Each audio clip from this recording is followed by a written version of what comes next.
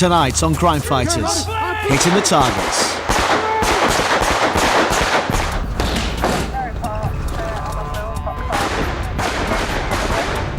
Don't swear at me again. You're under arrest for Section 5 public order, mate. Take the smile off your face, 'cause it's not funny.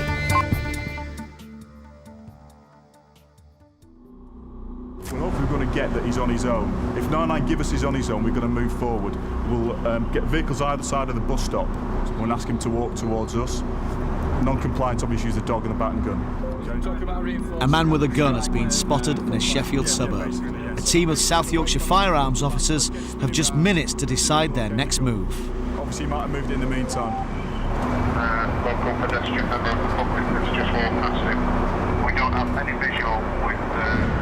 Everybody happy with all the roles of responsibility? Yeah, you're going to draw your MP5 authority to draw them. We'll form up, back in vehicles, let's get formed up in order, and then we're ready to move off. We'll gear the move off. He's on his own. Strike. Okay, you have a bus coming on your near side from the junction, and also... We're in the bus stop. Show yourself. We're on police officers. We need to talk to you. No reaction whatsoever. I can see the corner of his coat. No reaction whatsoever. Where's Brian? Have you got eyeball? I can see the right-hand side of him. He's facing in towards the wall. He's facing the wall. 99, this male is still within the bus shelter. He's concealed behind the wall at this time, looking down at his hands. We can't see what he's doing. Yeah, subject's just waved at one of the officers and is now backed into the corner in the bus shelter. Put your hands in the air! Yeah, Tom. I'm Chris, Tom. You can see probably we're on police officers. Right? Bus, waiting for bus. I'm waiting for bus. Just listen to me. Just listen. I've got one of them. We've got information. I've got one of keep them. your hands still. I've got one of them. Okay, point it down at the floor. I found it. Point it down at the floor. Thanks, Tom. All right, Tom. Don't panic. All right, I'm gonna come in here. Tom, I'm gonna walk towards you. Moving forward. All right, Tom. Don't panic. All right, you've got no problems whatsoever. That's not a real gun, is it? Found it on West Hill. Found it. All right, mate. Not mine. No problem. Okay, empty plastic weapon. Tom, Have you seen one of them before? It's Have you seen £2 one of them? They're cracking out. Two. Yeah. Two in Listen, one there. Tom, have you got anything else on you? £4.50 I've got. You've not found any other weapons, have you? £4.50. Yeah. Right, I'm just going to search you. Scared now. Don't worry, listen. You're not going to come to any harm at all. Just don't do anything. Just do exactly as I ask you. Right, lovely. This event was not real.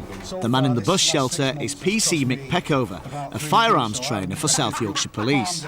What we've just seen is one of many realistic scenarios armed officers are given to practice their skills without real-life threats. How do we think the strike went? Came round the corner and we were going on the uphill. We didn't actually have any visual any time midway until we got out of the vehicle. My eyes were Sierra MD-99. Yeah, I like the way you dealt with me, as that person. In fact, it's the nicest you've ever dealt with me, as any person. Well done, folks. Good morning. South Yorkshire Police has over 100 firearms officers to deal with the growing problem of gun crime. Last year, they were involved in over 520 incidents. 6 teams provide immediate response to gun-related crime and other dangerous situations 24 hours a day. Sergeant Stan Smith and Tactical Advisor Richard Howson are in one of 5 armed response vehicles, or ARVs, on duty today. Our primary role in any firearms job is to contain and negotiate.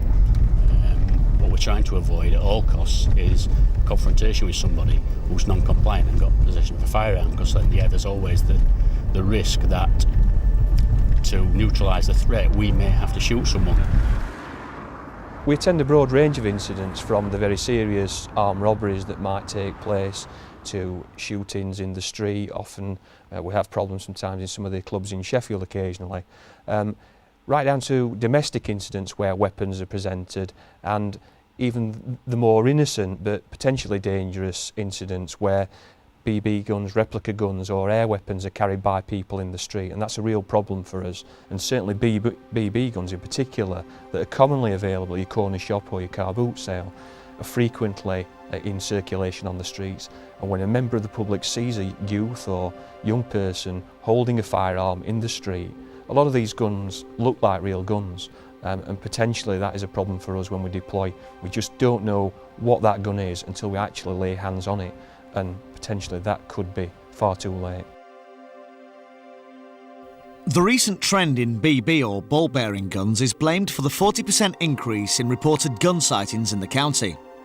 This is despite changes in the law that make it illegal to carry one in a public place. It's very often a plastic or a base metal manufactured gun that is capable of firing by means usually of a spring-loaded action, either steel ball bearings or plastic ball bearings that can cause quite nasty injuries. Teenager Luke Humphreys carries a constant reminder of the harm these so-called toys can cause. Whilst walking home with a friend along this path, he was shot at out of the blue.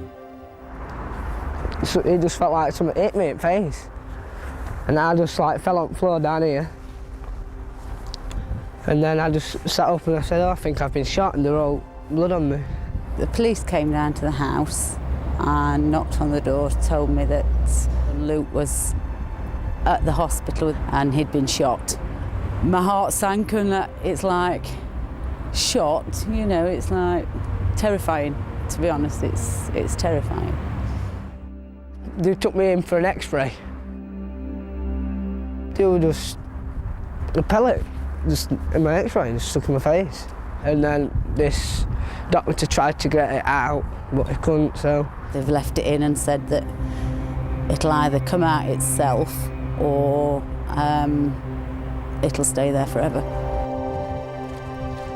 Since the shooting, Luke and his pals think twice about being out in this area. I don't really come out of school at dinner time anymore. Not since that, anyway. People that used to walk down here have started cutting the routes like onto roads and that now. It could have killed him. It could have been blinded, so he'd be disabled for life. There's an awful lot of consequences that could have happened, so really he was lucky to have got away with that. It's crazy. It's stupid. Let's get locked up. I think it's teenagers, definitely. And I think the mum and dad have probably gotten one of these, not even thinking how dangerous one of these can be. And they are, they're a weapon when all said and done, aren't they? And they shouldn't be allowed to have them. South Yorkshire firearms officers come to this outdoor range to practice target shooting. So far, none of the officers have had to resort to firing a gun on duty, but they've got to be prepared. Armed officers have several guns to hand. PC Natalie Gilmore is preparing the self-loading pistol. This is the Smith & Wesson 9mm SLP, which you carried on the sidearms the whole time. As you can see, there's no magazine in there. You would have 12 rounds in there. You'd put the action forward, clink, and every time you pulled the trigger then, the action would slide back, reload, eject the old shell, reload again. And that would normally sit in the holster, and that is how we would carry it on duty. There's several ways it can be carried. It's carried in a holster, usually with us on duty holster that's held on the hip. So this can be drawn from under a coat. It can actually be fired from already having it out of the holster, depending on what scenario you find yourself in. And we shoot from different distances, from 5 metres back to 20 metres, and sometimes we experience further distances as well.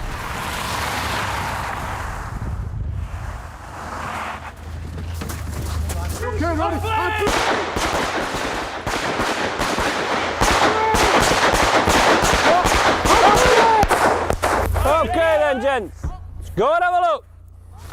Richard? 16 in 1. Where was the one, mate? To what turn? Not like you, that. Combat shooting. Good lad. Well done, mate. Combat type shoot, and therefore you're not looking for pinpoint accuracy, you're just looking for hits on the major threat area if you want. They're going centre torso every time.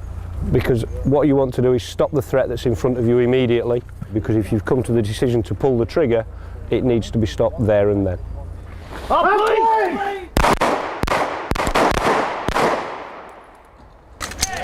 In reality, that's hopefully the last thing that you're ever going to have to do. But because of the nature of the job that we do, then we have to come and train, and obviously you have to be proficient in using the weapon, so that if the worst ever came to the worst, then if you do need to, then yes, you would have to shoot, but hopefully that's never going to happen.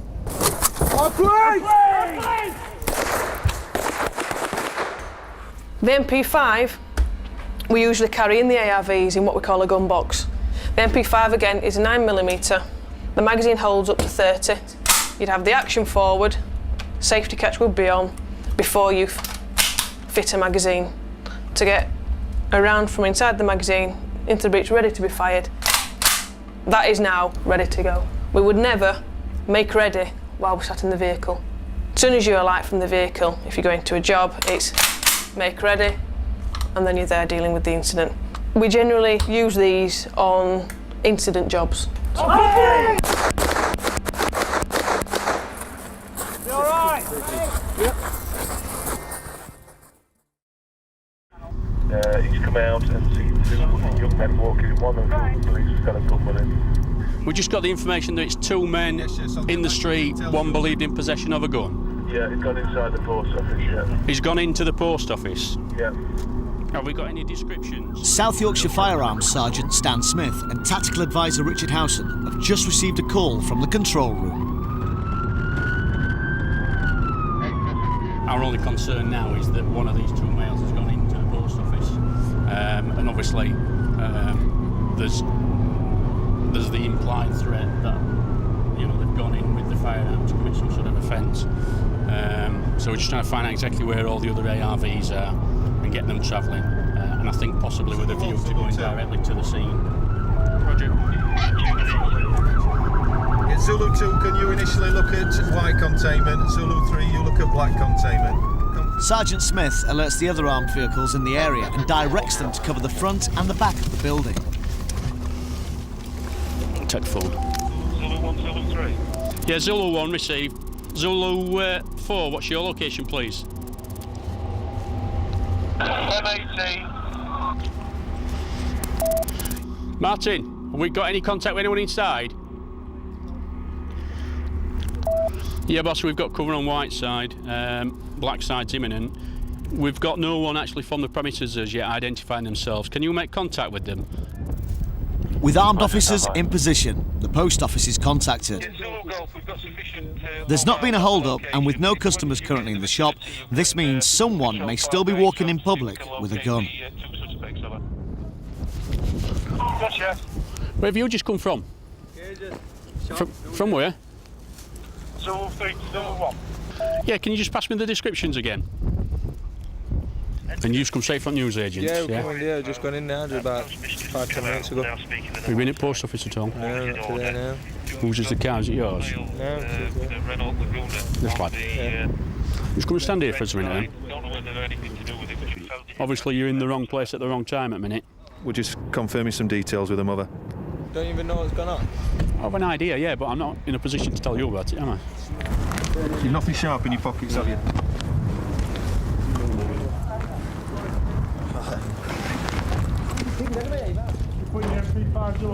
Yeah. They've all checked out, all their names and addresses and everything check. And we're Roger, reasonably happy at this stage, as happy as we can be, that not been involved in the initial incident. As a result of that, the FIM has then withdrawn our firearms authority. Nick's just get some details off this chap here who says he's seen about 10 minutes ago a lad walking up there with a cap on carrying some kind of black pistol. Right. Roger, stand by. Basically, we're going to have a look round for those descriptions that you've given us and see what we can come up with. Yeah, general description we've got is white, 5'5". 5'5", medium build. Flat face, he's described it as. He's described him as having a flat face. I don't quite know what that means, but anyway, if you see anybody with a flat face... The team heads off to search the neighbourhood. We've now got information from one of the workmen here that he's, just prior to our arrival, he's seen a male and a female leave the direction of the post office, and the male's believed to be in possession of some sort of black handgun. As a result of that, we've now been reauthorised to do an area search with a view to locating this possible armed offender. The helicopter, purely because of the fact it's got an aerial view and the power of the equipment that they've got, are able to cover a much bigger area than any number of vehicles could possibly hope to cover. So they may well be able to find somebody matching that description and direct the cars in. And he's just talking to us now, the helicopter. Yeah, Zulu 1 Sierra Yankee, go ahead. More or less overhead, one of the full search of the area for you, see if we can find anybody matching the descriptions. Zulu 1 received, thank you. If we don't get any initial sightings, how long do you propose to keep the ARV crews armed and in the area? Well, I'm just going to wait until the helicopter's done a sweep. I think they're going to give you a fairly substantial search, and then from there, if that's negative, we'll stand the ARVs down. I think the authorities can withdraw from there on. Yeah, OK then, boss, we'll come back to you. There's no sign of these people in the open. We're just going to drift across. The search confirms there's nobody with a gun on the streets, clear that area as well. and eventually the team withdraws. Listen to what P99 is going to say, is that search is negative, but I'll withdraw the authorities. Post officers by nature are vulnerable to robberies, as the staff at Healy Post Office on the outskirts of Sheffield know only too well. Just a normal September day, nothing fantastic. We weren't overly busy. It was a normal Thursday afternoon. My assistant was sat in the corner doing some paperwork and I was stood at the counter serving. And next thing, there was such a noise as these two men burst in balaclavas, a gun firing, and that's all I could register at that moment in time. Because I just hit the floor, hit any button I could touch, and crawled into the back, picked up the telephone on the way and rang the police. One had got a pickaxe and he was trying to get through the screen, and the other one was firing a gun at the side of a pensioner's head. And then they did actually take his pension money out of his hand that he'd just been given. And it was the noise, it was noisy. And of course all the bells were going as well, so it was very noisy. And then they must have decided they weren't going to get anywhere, so they went. It must have just been minutes, if that. But it's amazing what can happen in just a few minutes. I felt I'd went into automatic pilot and just did what I thought I'd got to do. I just got on with it. But you are frightened, you are scared about it, but everything's happening so quickly that it just happens and you just do what you've got to do.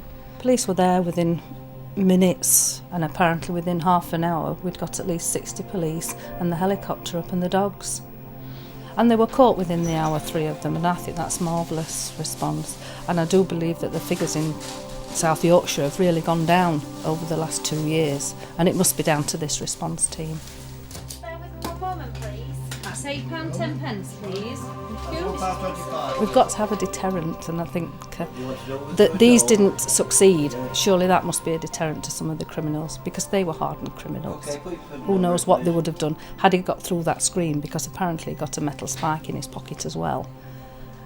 And he got UDA and paramilitary training, so what were they going to do had they got round here? And that's something that we've had to come to terms with since. And I think that was the most frightening bit when we found out what hardened criminals they were. 4 men pleaded guilty to their involvement in the robbery and are currently serving a total of 59 years in prison. Where weapons are being brandished inside a building, there's a chance it could turn into a siege. This is something armed officers in South Yorkshire train heavily for, and where negotiation skills come to the fore. Well, the biggest priority in terms of skills is communication, because very often incidents can be resolved just by tactically communicating with someone, but the firearm is always the last option, and the first option is always communication. Oh, he's done it again. He's fired above his head again. Above his head, yeah. He says he's going to kill him. He says, you're going to get some of this. In this training scenario, a jealous husband is holding his wife's lover captive with a shotgun. Yeah, we've got a visual on the red side. We can also control traffic coming in from here. Right! Mr. Roberts! What? Right, police officers! Come to the front door! You could back off, please. No, he's kicking somebody inside. He's either kicking somebody or something. Just stop! Do you understand me? Don't Don't point the shotgun! Keep it down! And come outside! Do you understand me? It's too late, got to go past that now! Shot fired! Did you get eyes on that? Did he shoot it out the window? Shotgun looks fit to be out the window, yeah. Right. Control to Calibre 1. Calibre 1, go ahead. We considered emergency entry tactics. Yeah, Roger, the TA will get back to you on that one. Obviously, that's not an option at this moment in time. Upstairs window's got both latches off. Yeah. Can't tell if the door's locked or unlocked. There's no sign of movement at all, Stan, at that upstairs window. No movement at all. There is no movement on any feature at this moment in time. I can't treat it as an emergency entry because we haven't confirmed that he's out of action and incapacitated. You in the building? Town police with a dog. Show yourself, I'm going to send the dog in to find you. It's your last warning.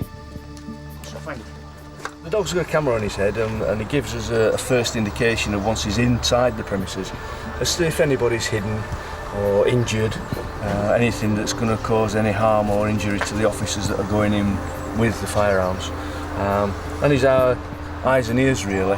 If there is somebody in there, the dog will find them and bark at them, which again will give us a positive indication that there is somebody in there. And from a visual aspect, the dog searching with a camera on his head will tell us exactly where that person is. So if he's on the ground floor in the kitchen, I can then relay that back to the officers that's waiting to go in and say there is somebody hidden or injured in that part of the building.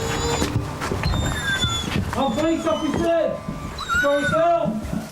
The dog camera reveals there's no longer a threat from the inside, which can only mean one thing. Hello, can you hear me? Can you hear me? So far, most incidents, or all incidents, have been managed safely and successfully without a shot being fired. But it's a case of training for that eventuality. We train for the one day when we might have to draw a gun in anger.